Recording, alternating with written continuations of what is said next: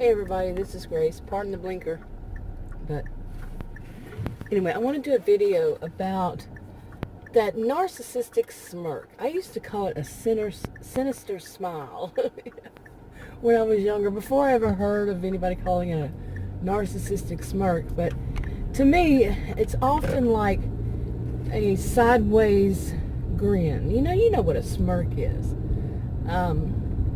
And their eyes look a certain way, often that eyebrow raised. And you know what comes to my mind is what is that character that plays on the Smurfs? The bad dude on the Smurfs? What is his name? I cannot remember. But yeah, kind of like him. Okay, and if I remember that character correctly, he would go around kind of like washing his hands, but you know that just looked like you're washing your hands without anything in it. He's found something new. Maybe it was that character, some new victim or something, or new way to do evil. But these are the people that come to my mind. This kind of character comes to my mind in a variety of ways, but it can also come. To me, it's a tell. It tells me when I see somebody if they're narcissistic or not. Since I was a child. Okay, now I know there could be some research out there about that kind of thing. If somebody can tell if somebody is abusive just by looking at them. And I doubt it would say yes. But I know what it's been for me. I don't know what it is for other people, but I know what it is for me. And like I said, ever since I was a child, and being in my 50s, that's been quite a while. And I could always tell. There's just something about them. One of the things is that they're typically, actually all of them ever in my life, and I've been around many, they're somewhat good looking, just somewhat. There usually is some kind of a flaw. I'm not going to say what that would be, but it's not the same for everybody in this. But there's a flaw, usually right there on their face, somehow on their face, that, I don't want to say takes away from it, but it doesn't make them perfect. I've joked in the past, I did a video about it, and said that it's basically their devil's spawn, and the devil's not going to let them look as good as he. But they usually are good looking, like I said, but there's a flaw. Okay, and another thing is, quite often, they're not there when they're there. And you can tell, unless the topic is about them. Okay, these, some people would call them narcissistic, some would call them toxic people, whatever you call them, abusive. But they have that whole thing I just mentioned, the smirk, the raised eyebrow, the good looking with a flaw, and often they're not there.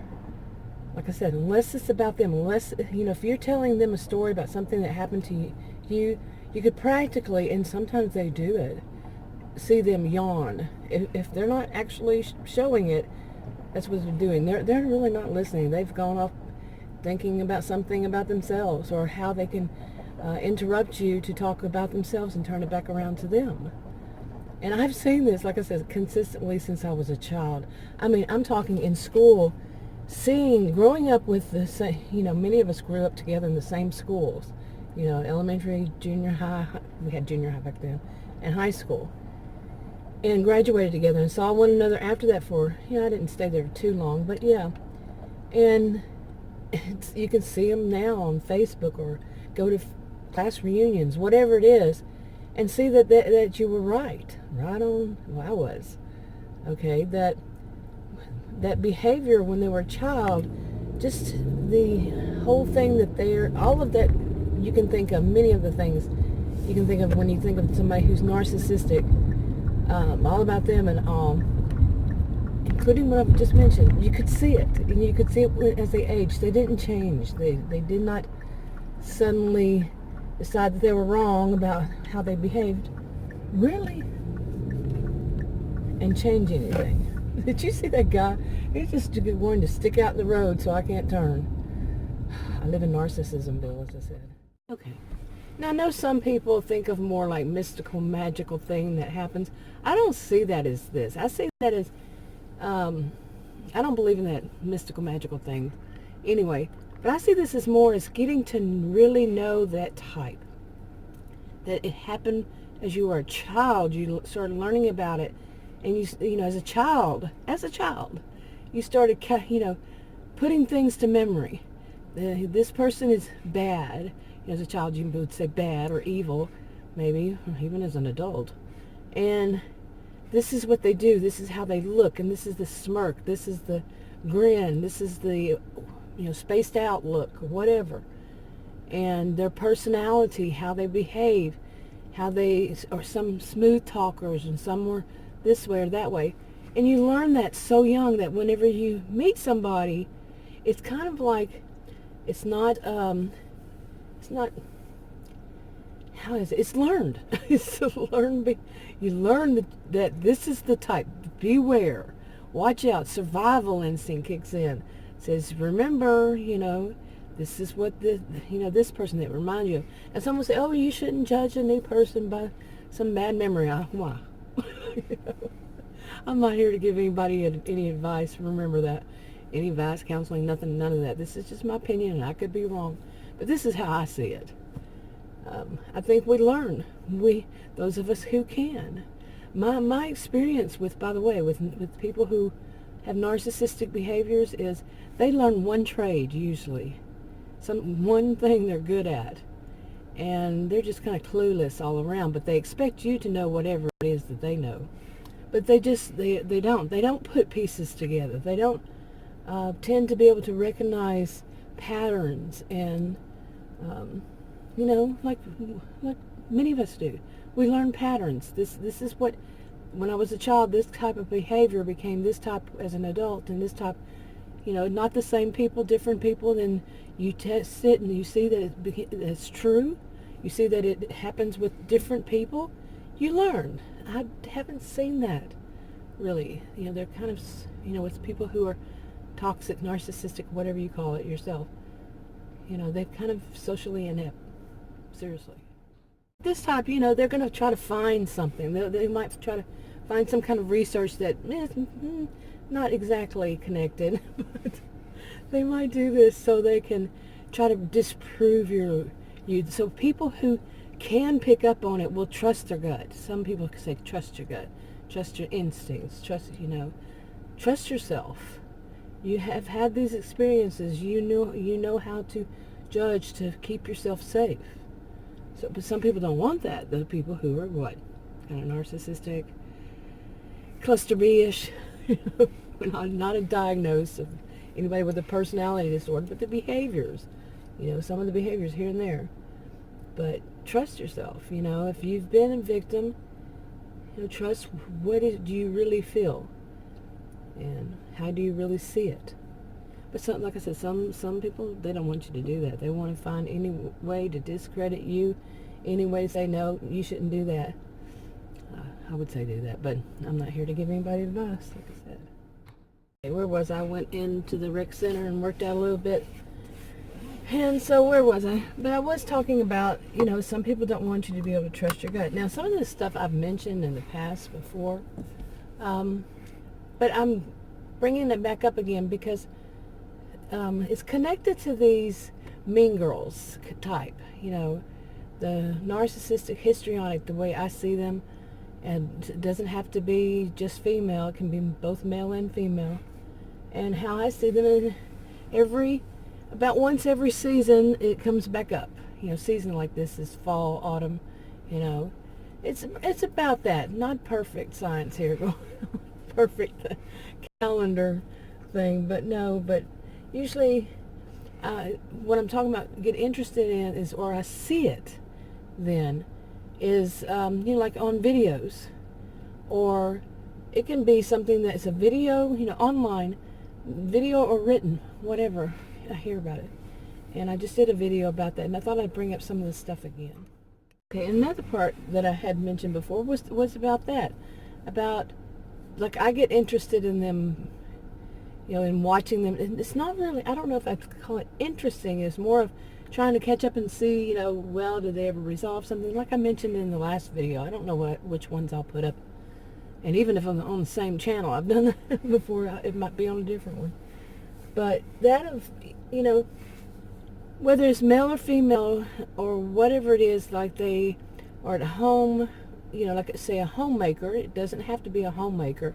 It could be somebody who's, I don't know, is at home sick with the flu or whatever, and they are kind of sick of TV or cable, and then they watch some YouTube. That kind of thing for me. That just every once in a while. But my thought about this is, some people think, like the mean girls that are on, make videos or on these, whatever sites, and people will watch them or read them or whatever and cheer them on and everything.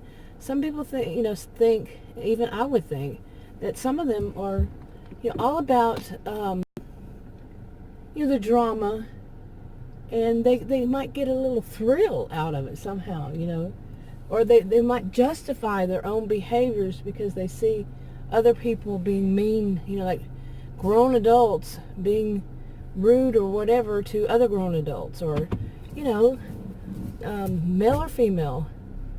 And some would say they're having cat fights, male or female. Like I said, it's not always females.